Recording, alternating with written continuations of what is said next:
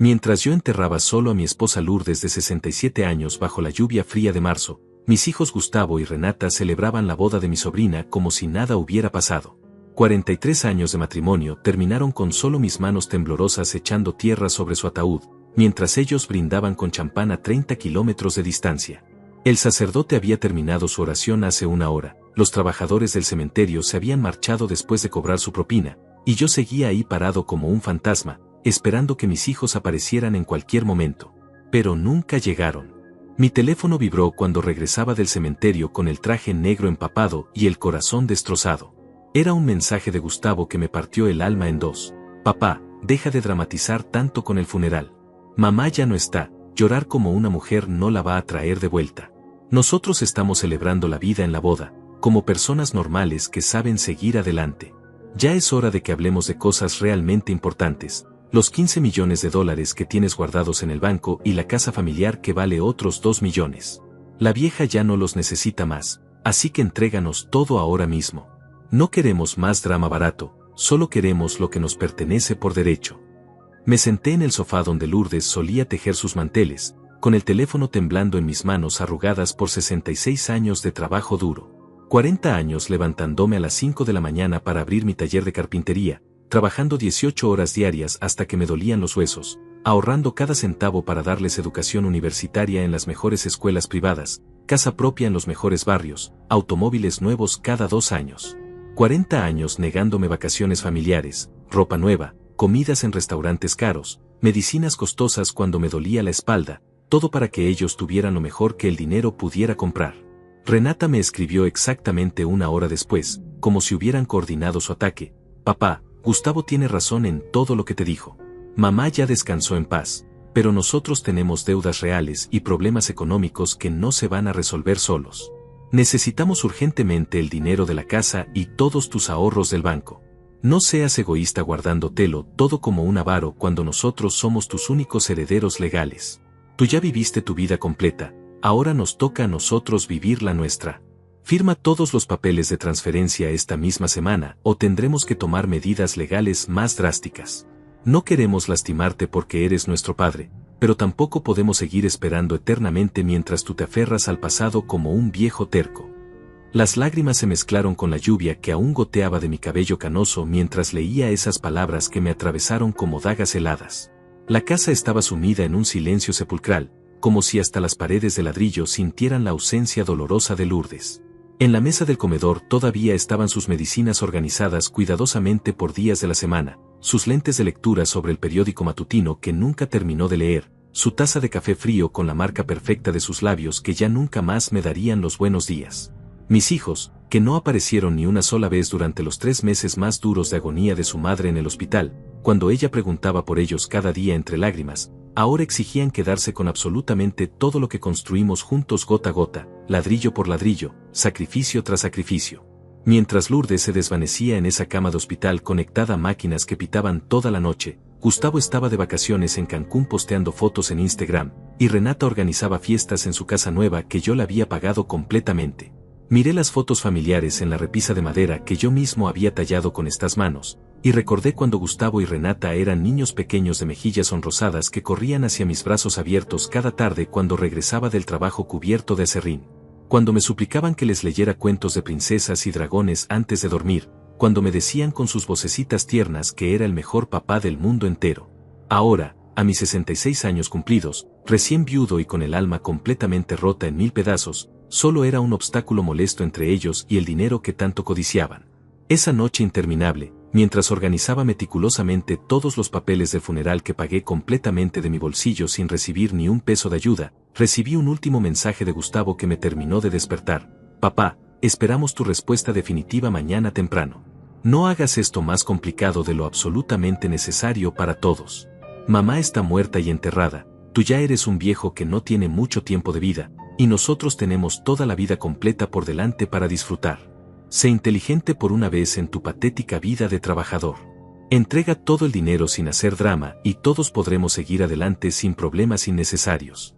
Me quedé sentado inmóvil en la cocina hasta que el amanecer pintó el cielo de naranja, viendo cómo la luz dorada del sol iluminaba lentamente la silla vacía donde Lourdes desayunaba cada mañana durante 43 años exactos.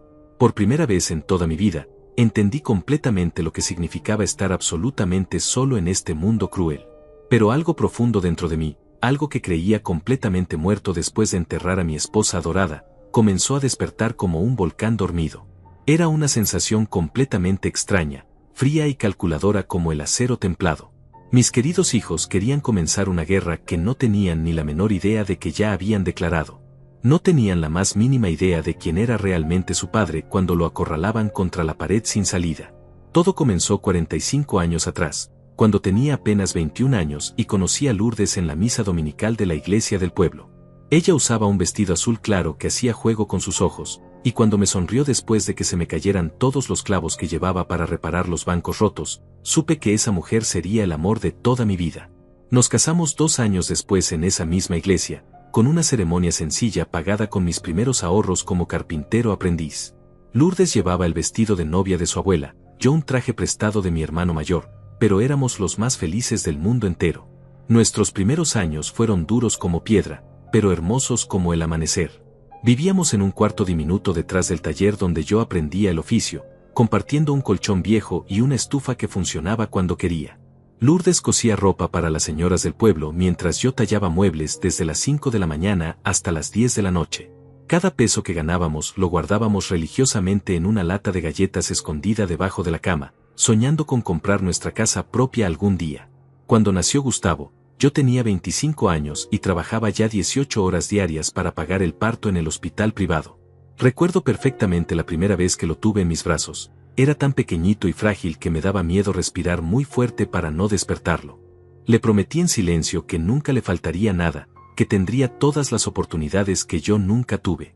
Lourdes lloraba de alegría viendo cómo yo lo arrullaba cantándole canciones inventadas, y me decía que sería el padre más maravilloso del mundo.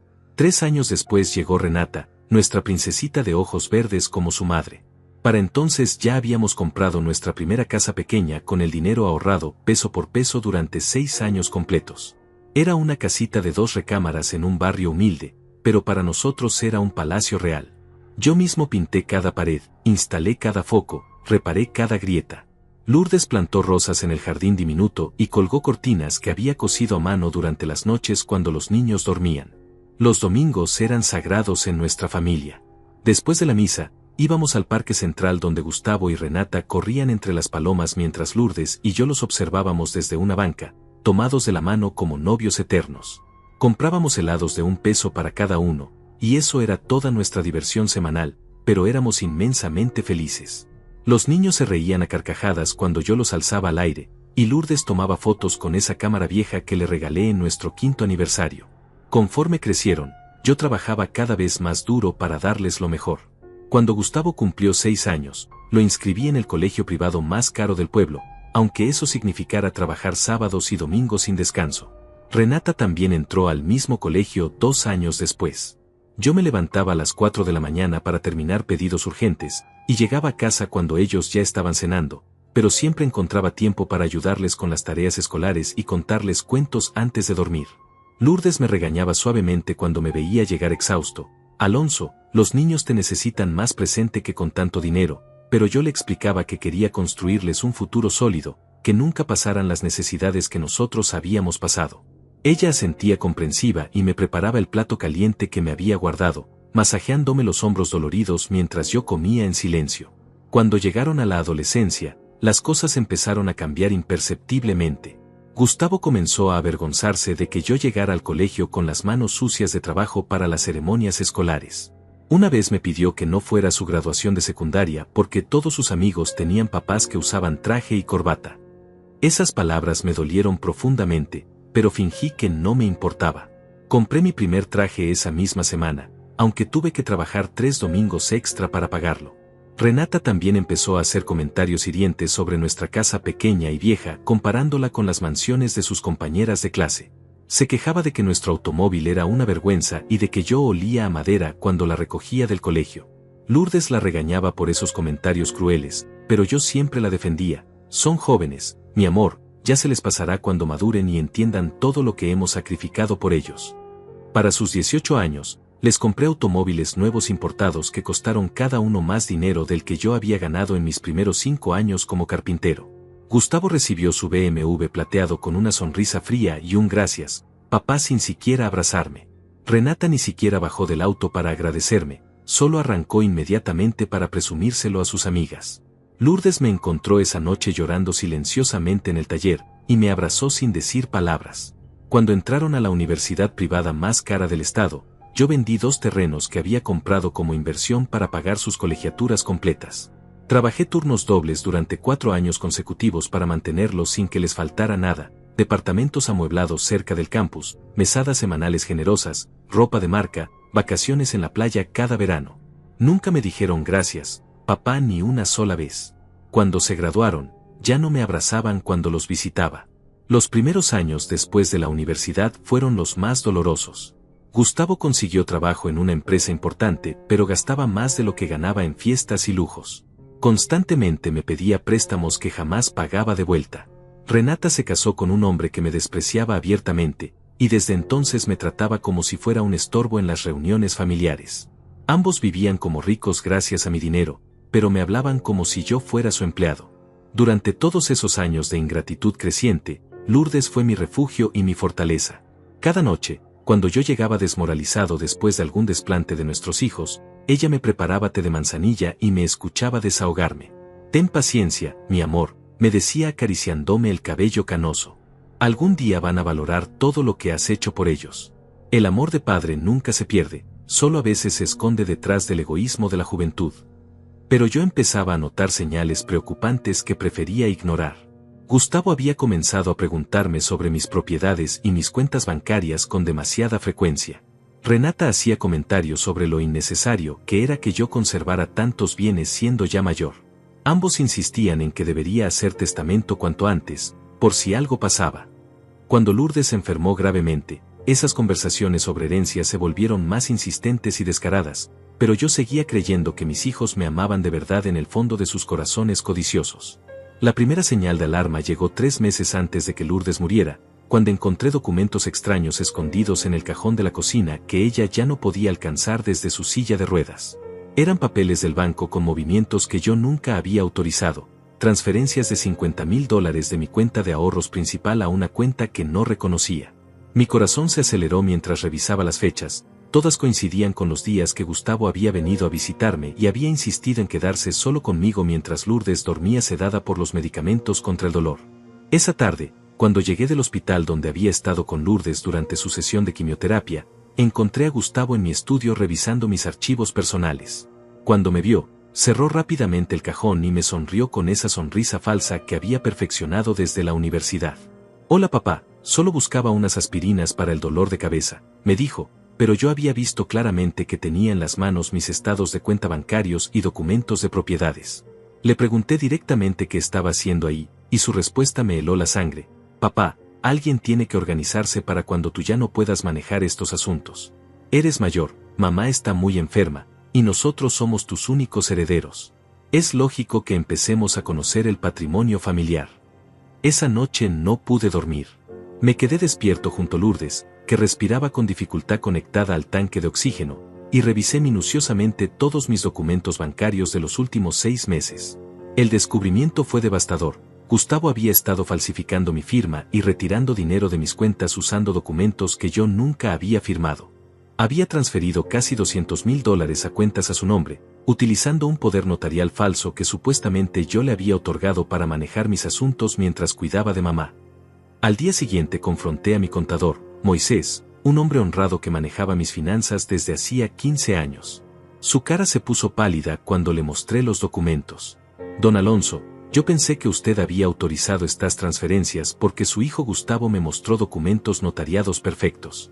Me dijo que usted estaba muy enfermo para venir personalmente y que necesitaba liquidez para pagar los gastos médicos de su esposa.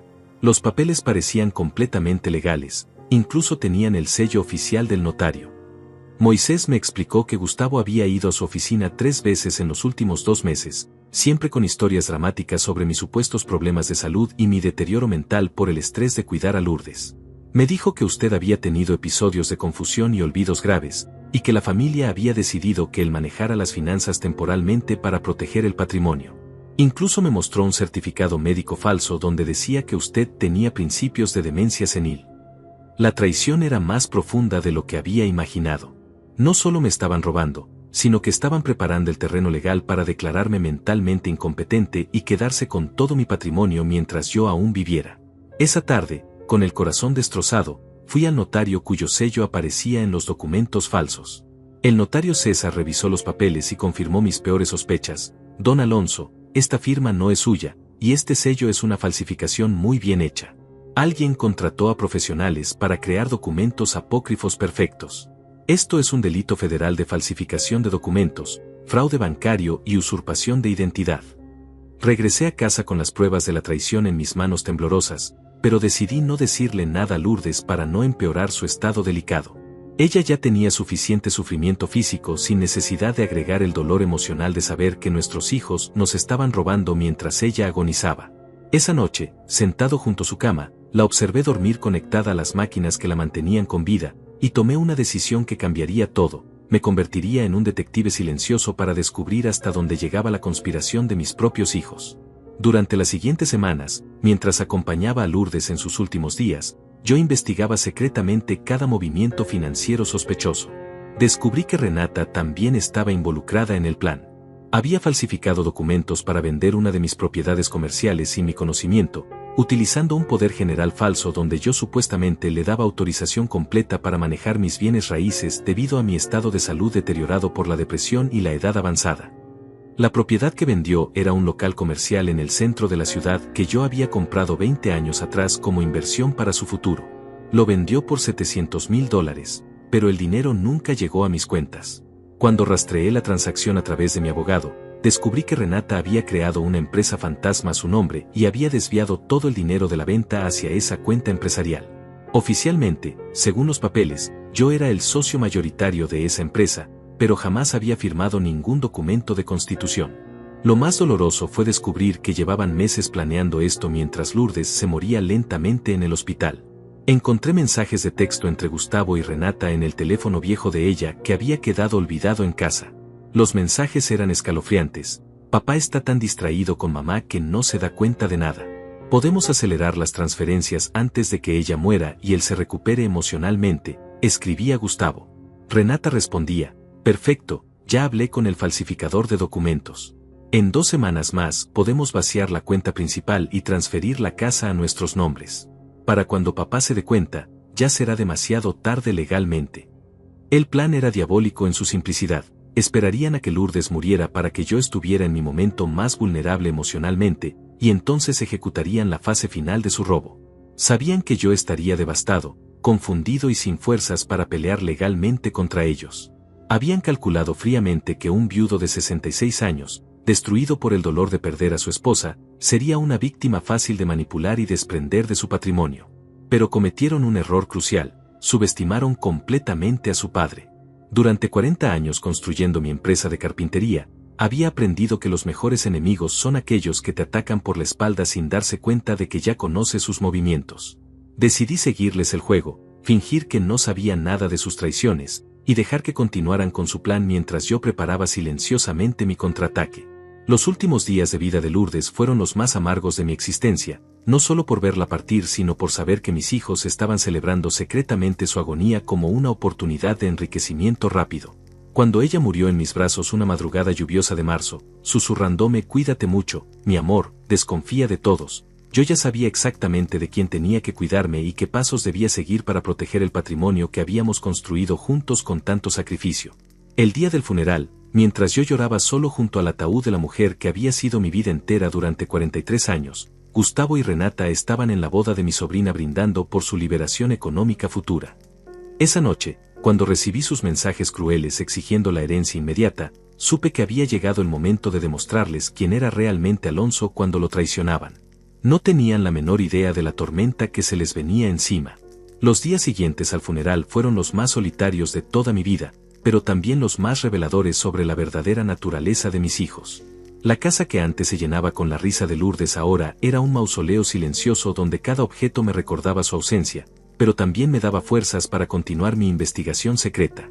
Gustavo y Renata habían decidido que ya no necesitaban fingir cariño o respeto hacia su padre viudo, y sus verdaderas personalidades salieron a la luz como serpientes venenosas.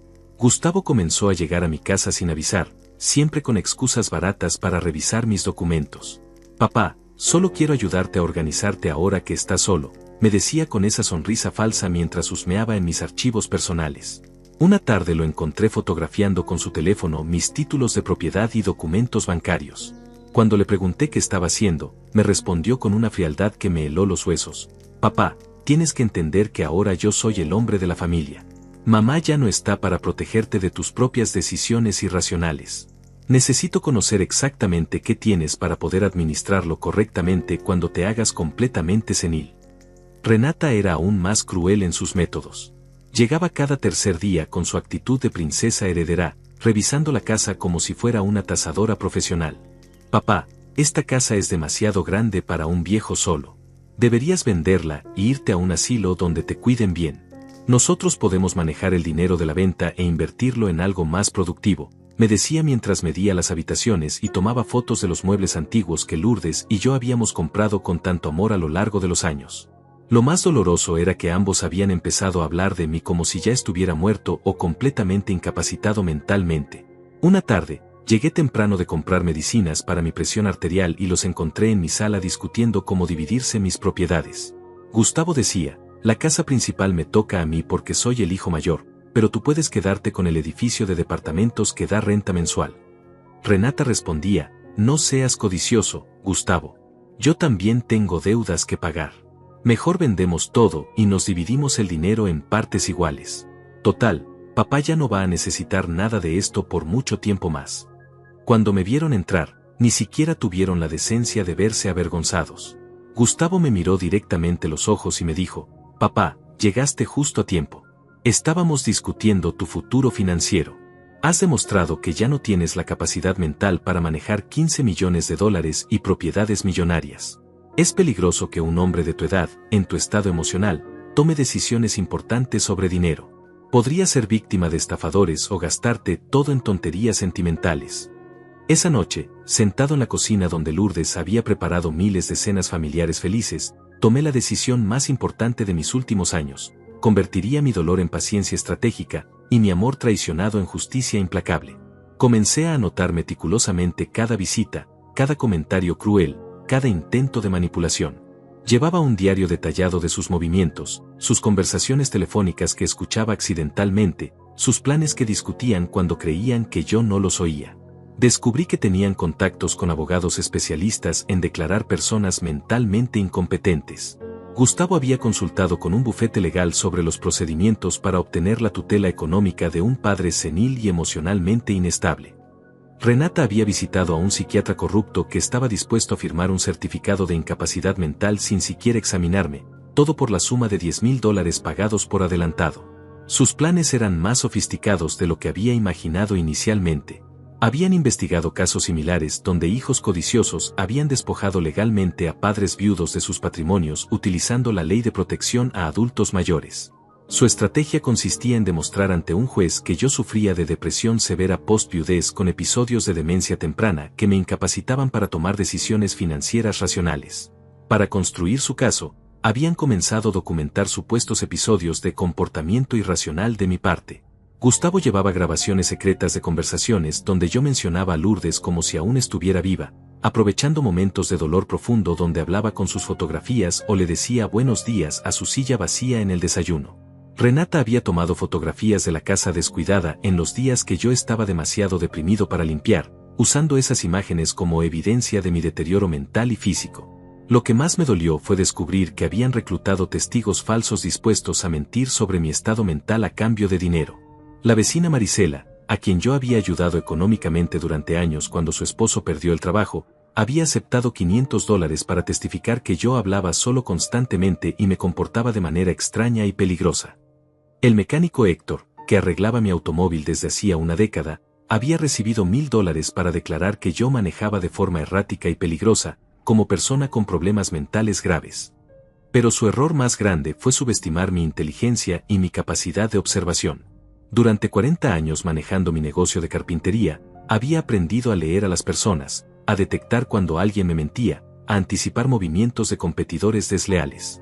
Mis hijos eran amateurs comparados con algunos socios comerciales traicioneros que había enfrentado en décadas pasadas de negocios. Comencé mi propia investigación legal consultando discretamente con 3 bufetes de abogados diferentes.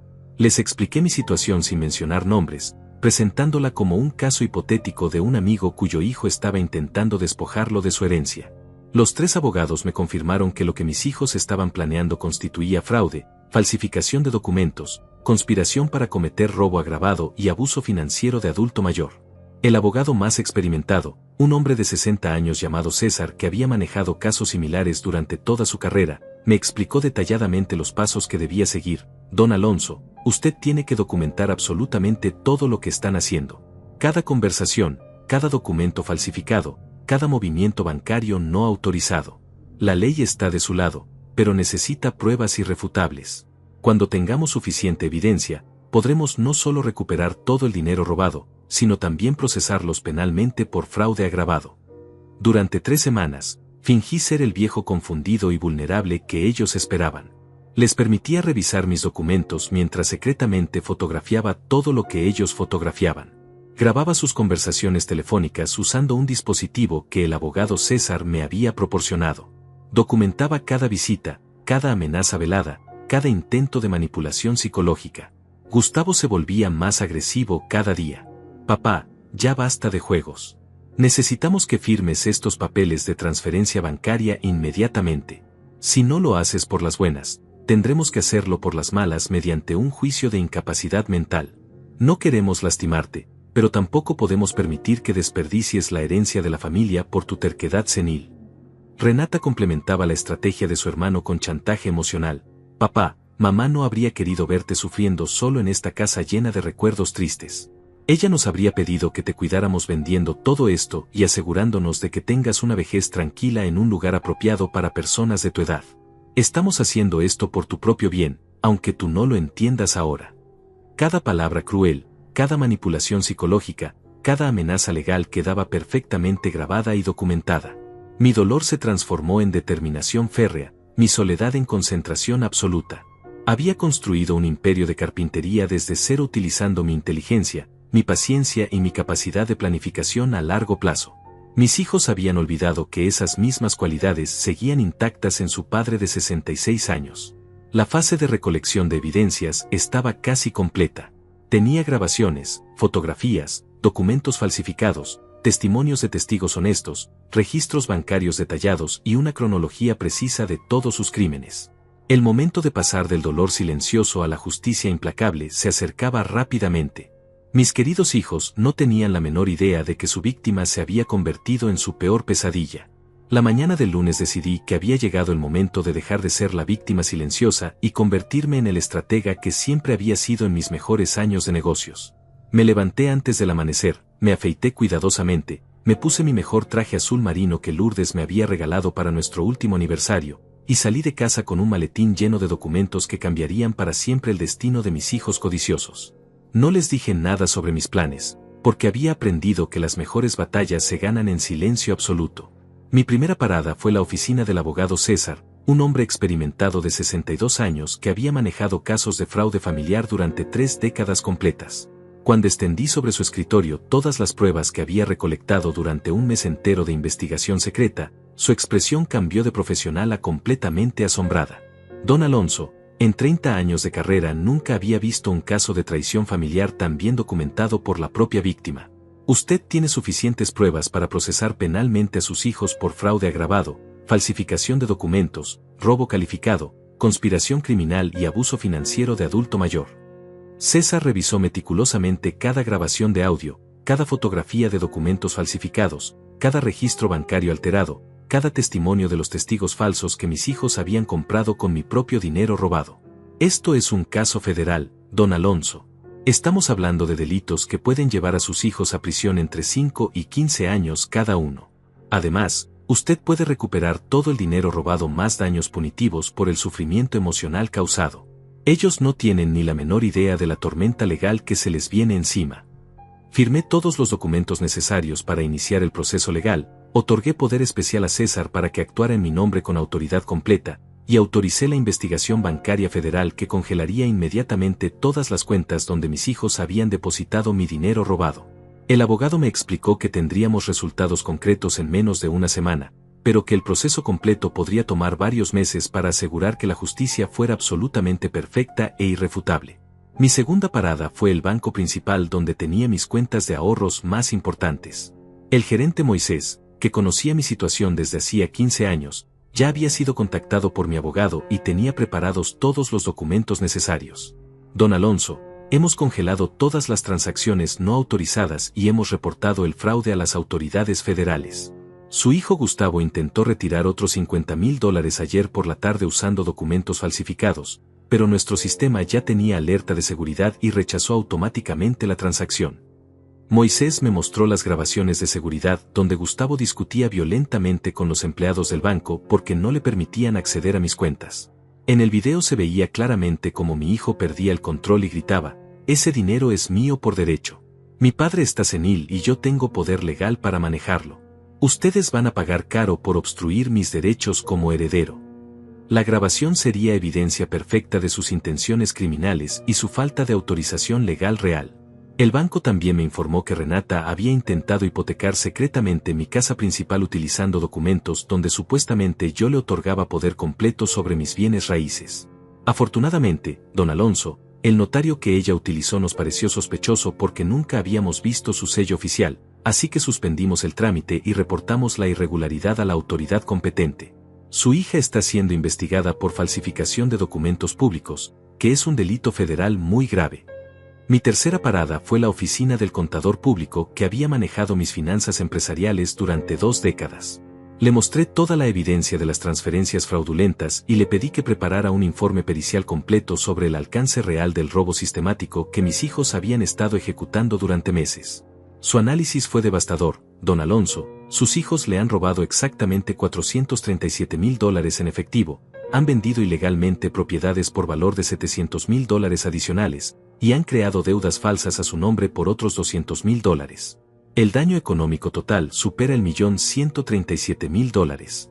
El contador también descubrió que Gustavo había creado una empresa fantasma usando mi nombre y mi información personal sin mi autorización, y había obtenido préstamos bancarios enormes utilizando mis propiedades como garantía colateral. Su hijo ha hipotecado secretamente 2 de sus edificios comerciales por valor de $1.200.000. Si usted no hubiera descubierto este fraude a tiempo, habría perdido esas propiedades cuando los préstamos vencieran y él no pudiera pagarlos. Mi cuarta parada fue la notaría donde César me había recomendado que legalizara un Nuevo Testamento completamente blindado contra cualquier impugnación futura. El notario, un hombre serio llamado Héctor, me explicó detalladamente cada cláusula. Don Alonso, este testamento está redactado de manera que si alguno de sus herederos intenta impugnarlo o demostrar que usted estaba mentalmente incapacitado al firmarlo, automáticamente pierde toda herencia y su parte se distribuye entre instituciones de caridad que usted ha designado. El Nuevo Testamento incluía cláusulas específicas que mis hijos jamás esperarían. Si ellos continuaban con su plan de declararme mentalmente incompetente, perderían automáticamente cualquier derecho sobre mi herencia. Si intentaban vender o hipotecar mis propiedades sin autorización, quedarían inmediatamente desheredados. Si me amenazaban, chantajeaban o intentaban manipularme psicológicamente, perderían todos sus derechos sucesorios de forma permanente e irrevocable. Pero la cláusula más importante era una que protegía completamente mi autonomía, mientras Alonso conserve sus facultades mentales plenas, que serán evaluadas anualmente por 3 psiquiatras independientes de su elección. Él mantiene control absoluto sobre todas sus decisiones financieras, testamentarias y patrimoniales.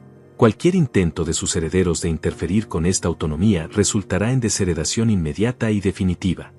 Mi quinta parada fue el hospital donde había trabajado el médico que trataba a Lourdes durante su enfermedad terminal. Necesitaba un examen psiquiátrico completo que demostrara irrefutablemente mi perfecta salud mental, para contrarrestar las mentiras que mis hijos estaban esparciendo sobre mi supuesta demencia senil. El doctor que me examinó era una eminencia en geriatría, y después de 3 horas de evaluación exhaustiva concluyó: Don Alonso, usted tiene la capacidad mental de un hombre de 40 años. Su memoria es perfecta, su razonamiento lógico es excepcional, y no presenta ningún síntoma de deterioro cognitivo. Es imposible que alguien en su estado mental sea declarado incompetente por ningún tribunal serio. El doctor también me proporcionó certificados médicos que refutaban completamente los documentos falsificados que Gustavo había presentado en varios lugares alegando mi incapacidad mental. Señor, los reportes que me mostró sobre su supuesta demencia son completamente fraudulentos. Ningún médico certificado habría firmado esos documentos sin un examen presencial, y las conclusiones son médicamente imposibles considerando su estado actual de salud mental excepcional. Mi sexta y última parada del día fue la oficina del investigador privado que César me había recomendado para documentar los movimientos actuales de mis hijos y obtener evidencia adicional de sus actividades criminales.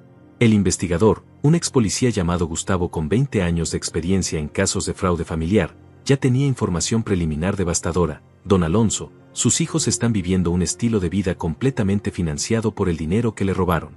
Su hijo Gustavo compró un automóvil de lujo de $80,000 la semana pasada, y su hija Renata está planeando unas vacaciones en Europa que costarán $40,000. Están gastando su dinero como si fuera suyo legalmente.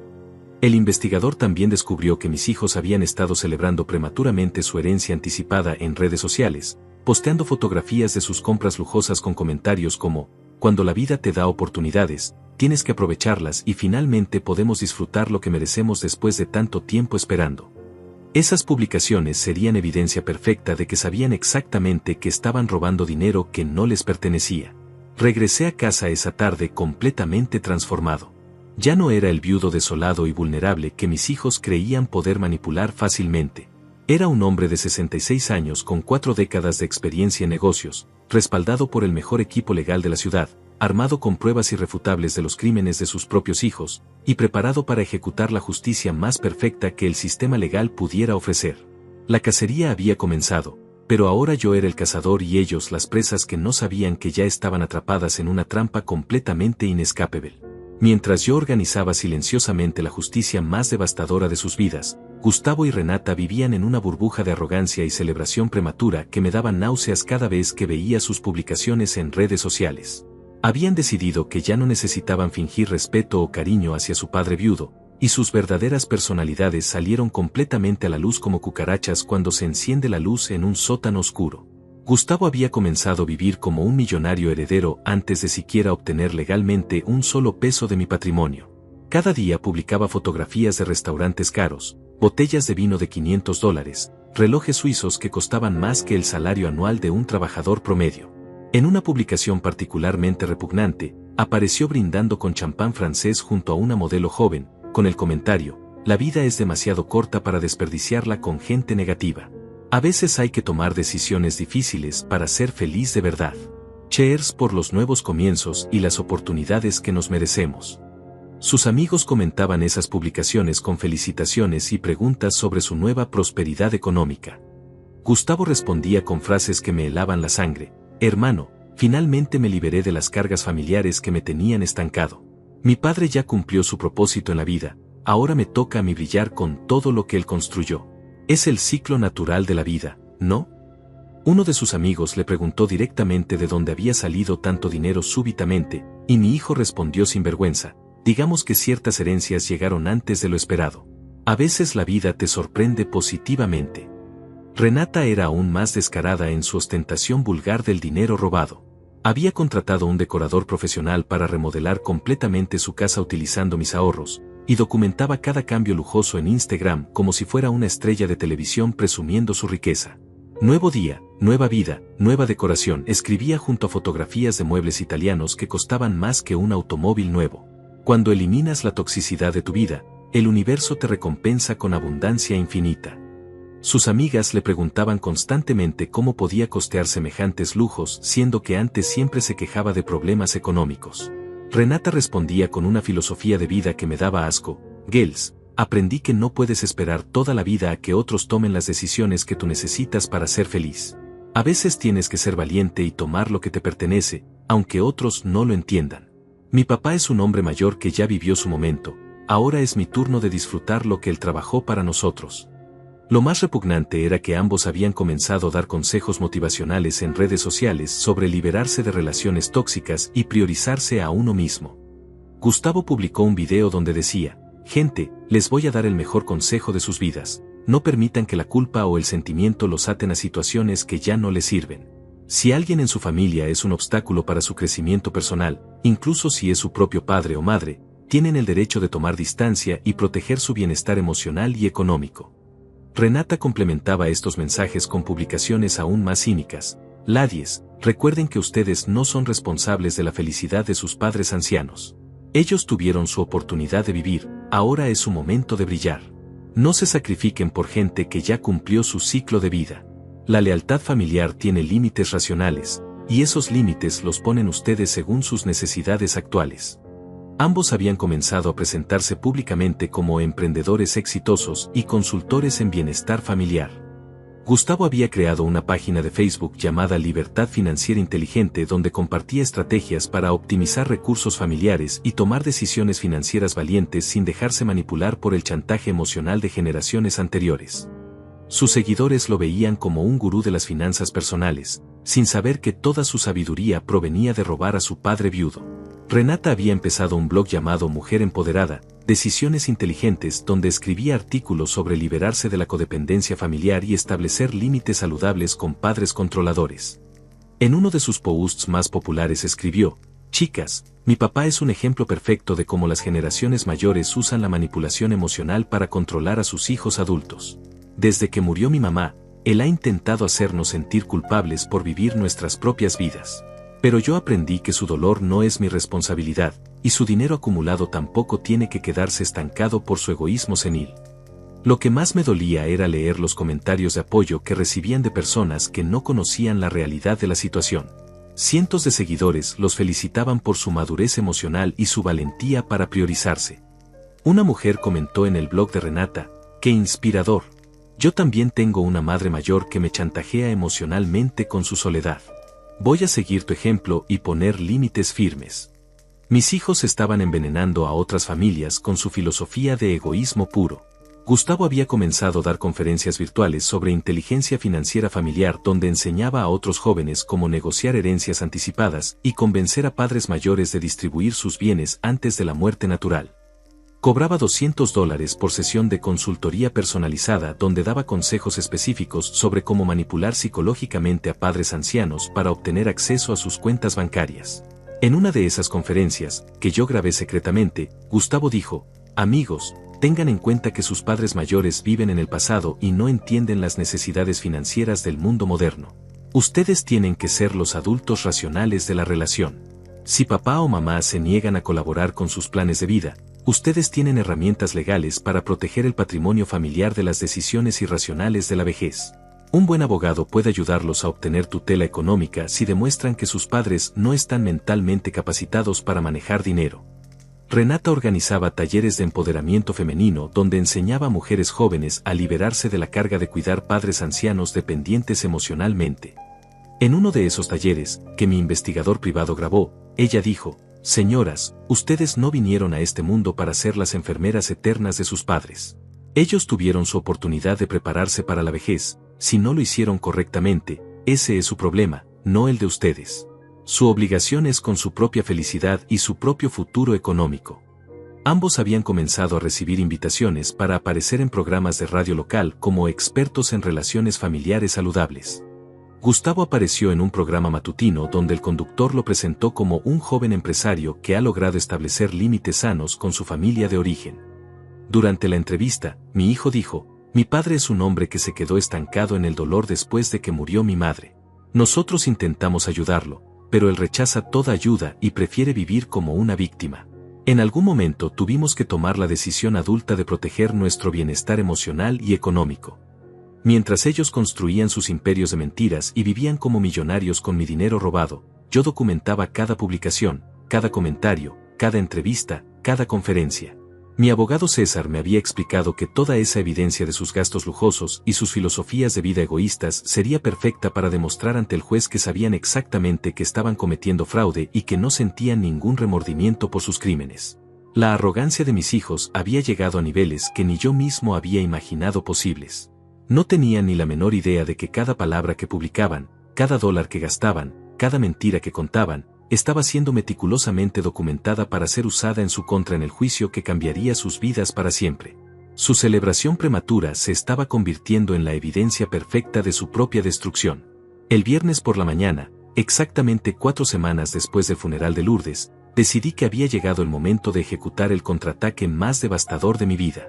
Me levanté antes del amanecer, me duché con agua fría para mantener la mente completamente clara, me puse mi mejor traje negro y tomé el maletín de cuero que contenía toda la evidencia de los crímenes de mis hijos.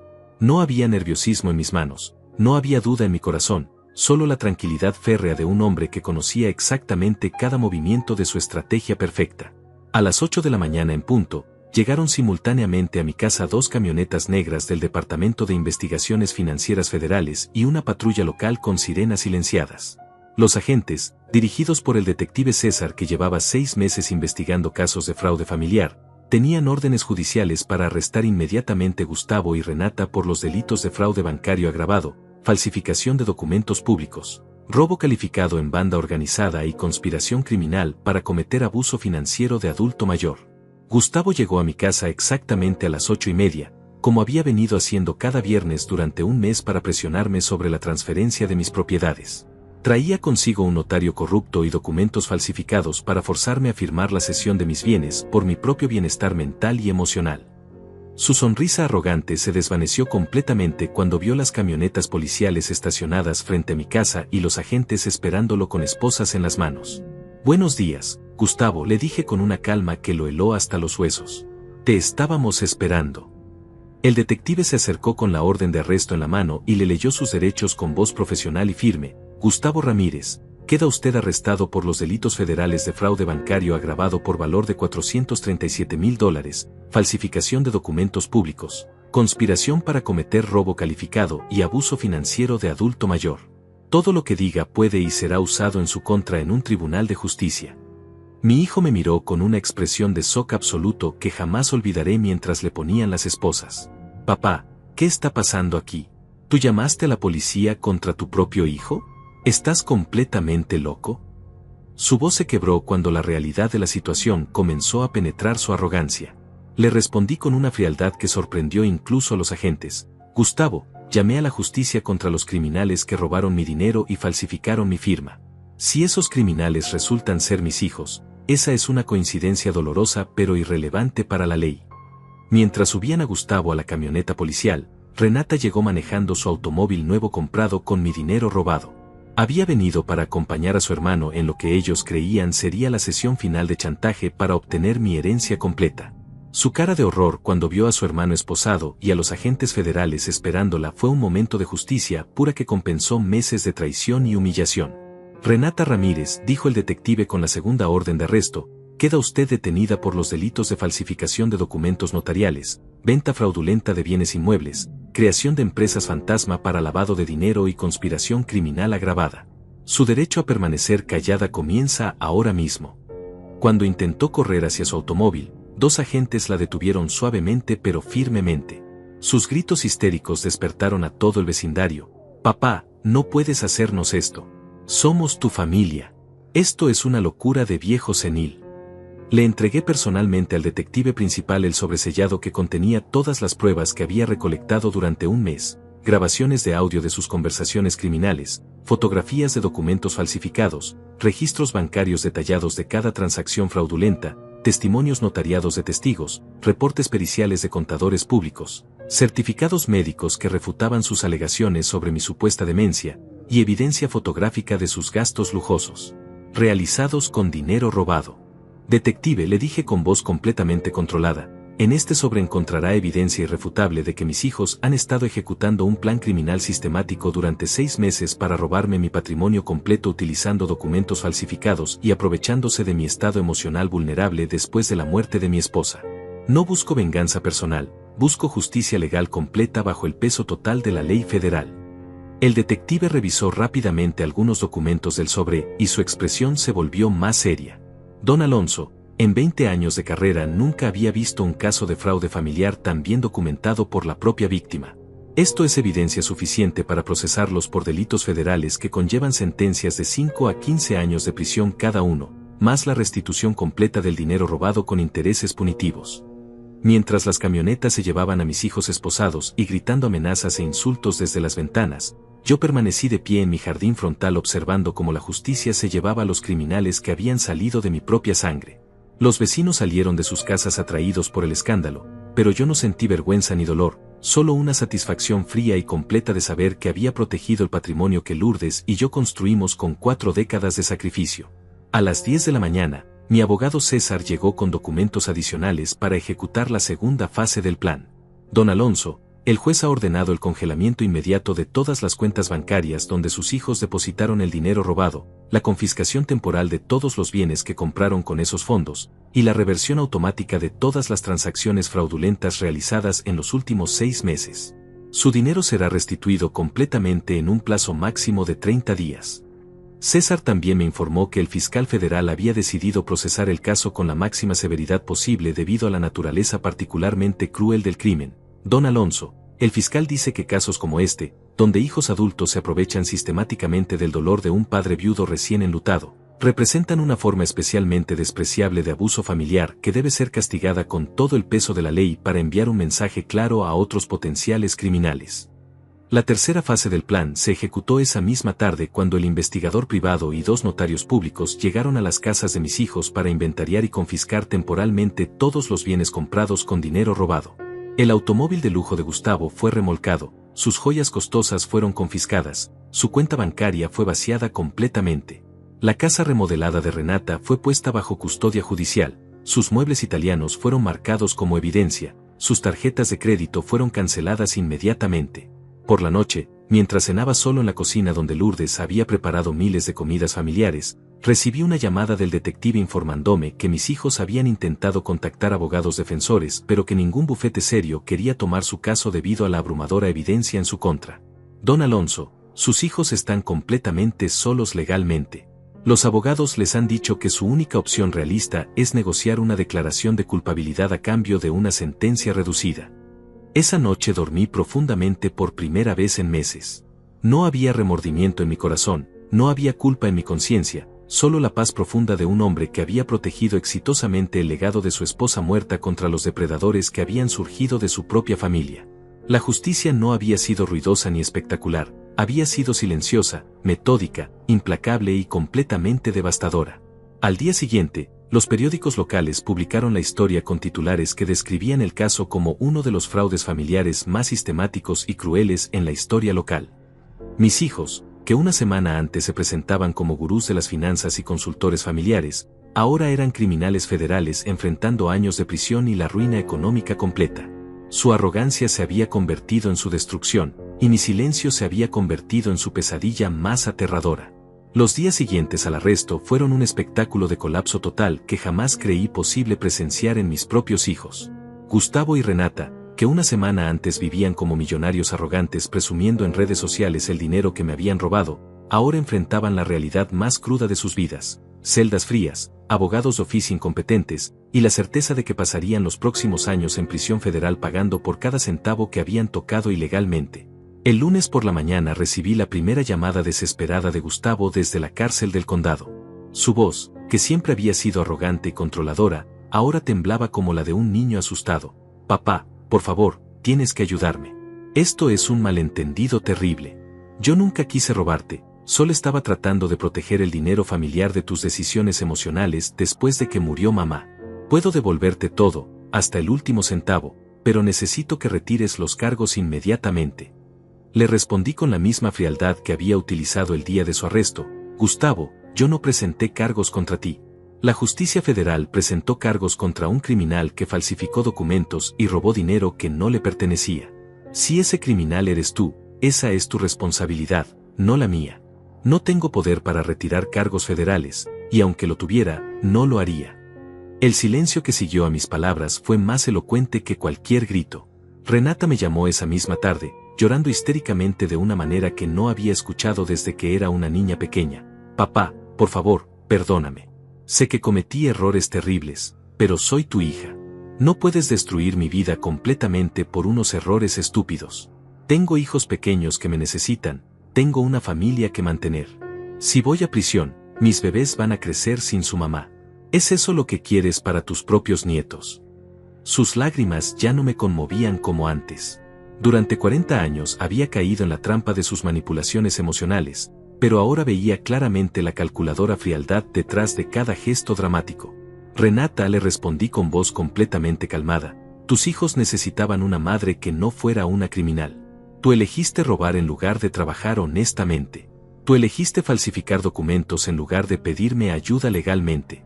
Tus decisiones criminales trajeron estas consecuencias, no mis decisiones de buscar justicia. Durante la segunda semana, ambos comenzaron a enviarme cartas escritas a mano desde la prisión, intentando todos los ángulos emocionales que conocían de nuestras décadas de relación. Gustavo escribió una carta de 6 páginas donde me recordaba todos los momentos felices de su infancia, todos los sacrificios que yo había hecho por él, todos los sueños que habíamos compartido cuando era un niño inocente que corría hacia mis brazos cada tarde. Papá, escribía con letra temblorosa, recuerda cuando me llevabas en tus hombros al parque los domingos después de misa. Recuerda cuando me enseñaste a usar el martillo en tu taller de carpintería cuando tenía 8 años. Recuerda cuando me dijiste que siempre serías mi héroe y que siempre estarías ahí para protegerme. Ese niño todavía vive dentro de mí, papá.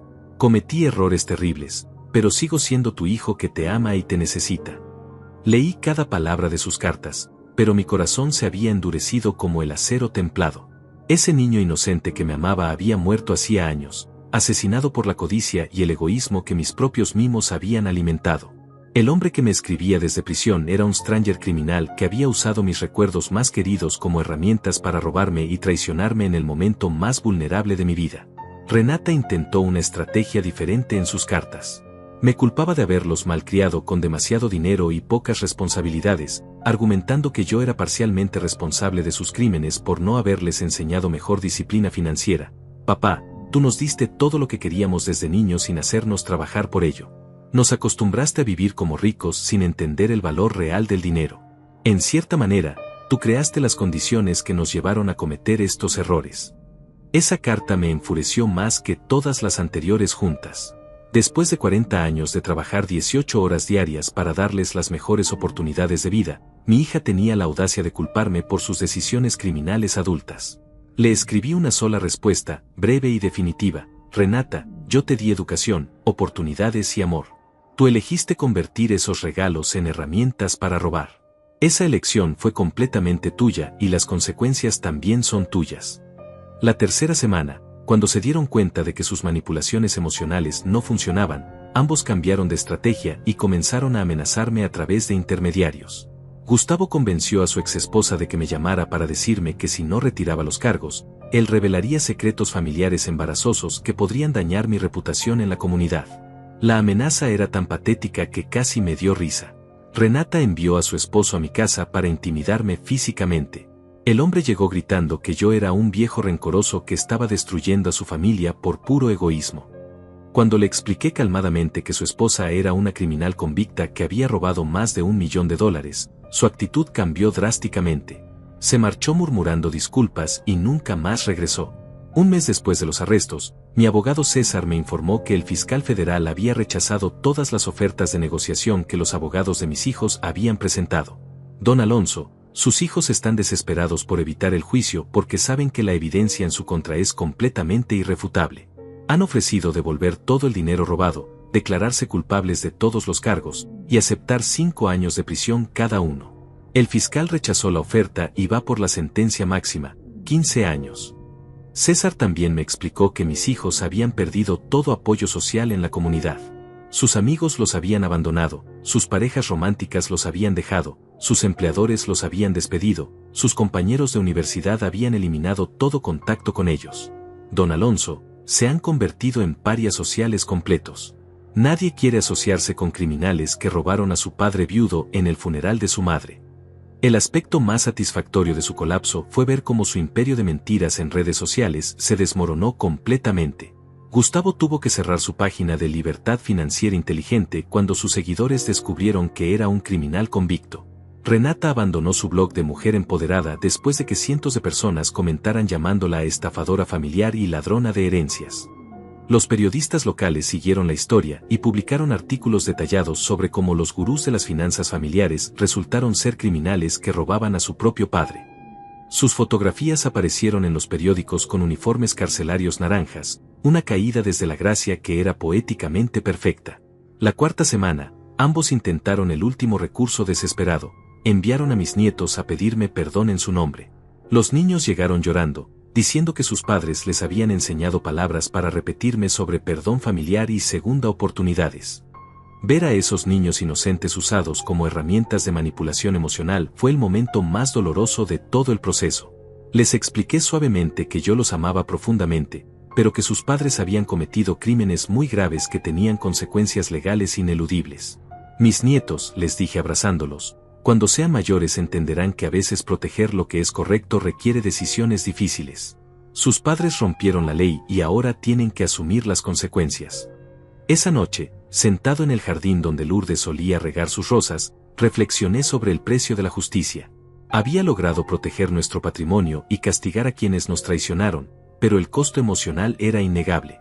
Sin embargo, cuando recordaba las palabras crueles de Gustavo el día del funeral de Lourdes, cuando visualizaba sus celebraciones mientras yo enterraba solo a mi esposa, mi resolución se fortalecía. La justicia nunca es fácil, pero siempre es necesaria. 6 meses después del día que cambió nuestras vidas para siempre, yo había encontrado una paz profunda que no conocía desde antes de la enfermedad de Lourdes. El juicio había terminado con sentencias de 12 años de prisión federal para Gustavo y 10 años para Renata, más la restitución completa del dinero robado con intereses del 24% anual. La justicia había hablado con voz clara e implacable, y yo había recuperado no solo mi patrimonio sino también mi dignidad como hombre que nunca permitió que los criminales, incluso si llevaban mi apellido, salieran impunes de sus traiciones. Decidí vender la casa grande donde había vivido con Lourdes durante 30 años, no porque los recuerdos me dolieran, sino porque ya no necesitaba tanto espacio para demostrar éxito o estatus social. Compré una casa pequeña y acogedora en las afueras de la ciudad, con un jardín perfecto para cultivar tomates y rosas como Lourdes me había enseñado, y un taller espacioso donde podía regresar a trabajar la madera con mis propias manos. La casa nueva tenía 2 dormitorios, uno para mí, y otro que convertí en oficina donde manejaba mis inversiones y escribía mis memorias sobre 4 décadas construyendo una empresa familiar que mis propios hijos intentaron destruir. En las paredes colgué las fotografías más hermosas de Lourdes y mías durante los años felices, antes de que la enfermedad y la codicia familiar ensombrecieran nuestras vidas. Las mañanas se habían vuelto sagradas para mí. Me levantaba con el amanecer, preparaba café en la cafetera que Lourdes me había regalado en nuestro 20º aniversario, y salía al jardín a regar las plantas mientras escuchaba el canto de los pájaros. No había prisa, no había presión, no había nadie exigiendo dinero o falsificando documentos a mis espaldas. Solo la tranquilidad profunda de un hombre que había peleado la batalla más difícil de su vida y había ganado completamente. Los domingos visitaba la tumba de Lourdes, llevándole flores frescas y contándole sobre mi nueva vida en susurros que solo el viento podía escuchar. Mi amor, le decía mientras limpiaba cuidadosamente su lápida de mármol, finalmente hice lo que tú habrías hecho si hubieras estado aquí. Protegí lo nuestro de quienes quisieron robárnoslo. Ahora puedes descansar sabiendo que el dinero que ahorramos con tanto sacrificio está seguro y será donado a las causas benéficas que siempre te importaron. Había decidido modificar completamente mi testamento. En lugar de dejar mi fortuna a hijos que habían demostrado ser criminales sin remordimiento, creé un fondo benéfico que construiría casas para familias trabajadoras pobres, exactamente como Lourdes y yo habíamos sido en nuestros primeros años de matrimonio. Mi dinero ayudaría a personas honestas que valoraran el trabajo duro, no a ladrones que creían merecer riqueza sin esfuerzo. El banco donde había recuperado mi dinero robado me ofreció servicios especiales de administración patrimonial, pero yo preferí manejar personalmente mis finanzas. Después de lo que había vivido, confiaba más en mi propio juicio que en cualquier institución o consejero externo. Invertía conservadoramente, vivía modestamente, y cada mes donaba cantidades significativas a organizaciones que ayudaban a adultos mayores víctimas de abuso financiero familiar. Mi nuevo abogado, el joven Moisés que había reemplazado a César cuando éste se jubiló, me visitaba mensualmente para revisar mis documentos legales y asegurar que mi patrimonio estuviera completamente protegido contra cualquier futuro intento de manipulación. Don Alonso, me decía siempre, usted creó el sistema de protección patrimonial más sólido que he visto en 20 años de carrera legal. La comunidad me veía ahora con un respeto diferente. La historia de cómo había defendido mi patrimonio contra mis propios hijos criminales se había convertido en leyenda local. Los comerciantes me saludaban con admiración genuina, los vecinos me pedían consejos sobre protección legal familiar, los periodistas ocasionalmente me entrevistaban sobre prevención de fraude en familias. Había pasado de ser una víctima silenciosa a ser un símbolo de resistencia inteligente. Lo más sorprendente fue descubrir cuántas personas habían vivido situaciones similares con hijos o familiares codiciosos. Un grupo de adultos mayores que habían sufrido abuso financiero familiar comenzó a reunirse en mi casa los jueves por la tarde, compartiendo experiencias y estrategias de protección legal. Me convertí sin planearlo en mentor de otros padres que enfrentaban traiciones similares. La diferencia entre ser víctima y ser sobreviviente, les explicaba a mis nuevos amigos durante esas reuniones, es la decisión de documentar todo, buscar ayuda profesional competente, y nunca permitir que la manipulación emocional te impida proteger lo que construiste honestamente. El amor de padre tiene límites racionales, y esos límites se cruzan cuando tus propios hijos se convierten en criminales. Renata intentó contactarme una vez desde prisión, enviándome una carta donde afirmaba haber encontrado a Dios y estar completamente arrepentida de sus crímenes. La carta estaba llena de citas bíblicas y promesas de cambio radical, pero yo la conocía demasiado bien para creer en su actuación religiosa. Le respondí brevemente: Renata, me alegro de que hayas encontrado consuelo espiritual en prisión. Cuando salgas en 10 años, espero que uses esa experiencia religiosa para vivir honestamente sin robar a nadie más. Gustavo nunca intentó contactarme después de sus primeras cartas manipuladoras.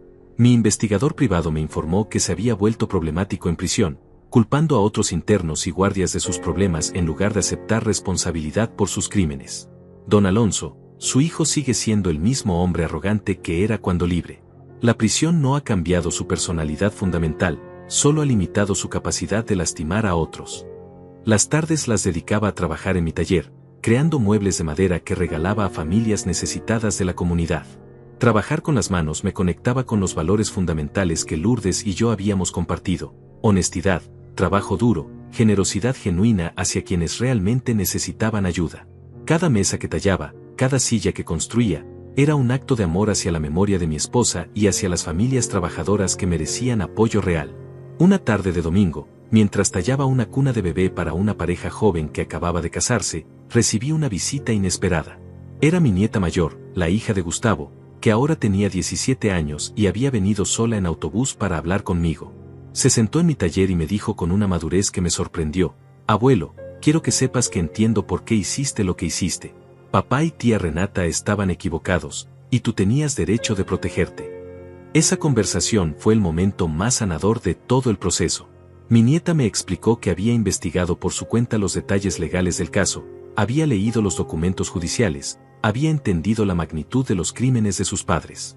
Abuelo, yo no soy como ellos. Voy a estudiar derecho para ayudar a personas honestas como tú. Quiero que sepas que estoy orgullosa de tener un abuelo que nunca permitió que los criminales ganaran, aunque fueran su propia familia. Esa noche, sentado en mi nueva cocina pequeña pero perfecta, reflexioné sobre el camino recorrido desde el día terrible del funeral de Lourdes hasta este momento de tranquilidad profunda. Había perdido a mis hijos, pero había ganado mi dignidad, mi patrimonio, mi paz mental y el respeto de mi comunidad. Había demostrado que un hombre de 66 años podía ser más inteligente y más fuerte que criminales jóvenes que creían poder manipularlo. Antes de dormir, como hacía cada noche, le hablé en voz baja la fotografía de Lourdes que tenía en mi mesa de noche. Mi amor, no necesité gritar para hacer justicia. La verdad se encargó del resto, exactamente como tú me habrías aconsejado. En la tranquilidad de mi casa nueva, con mi patrimonio seguro y mi conciencia limpia, dormí profundamente sabiendo que había honrado la memoria de mi esposa y protegido el legado de nuestros 43 años de amor verdadero y trabajo honesto.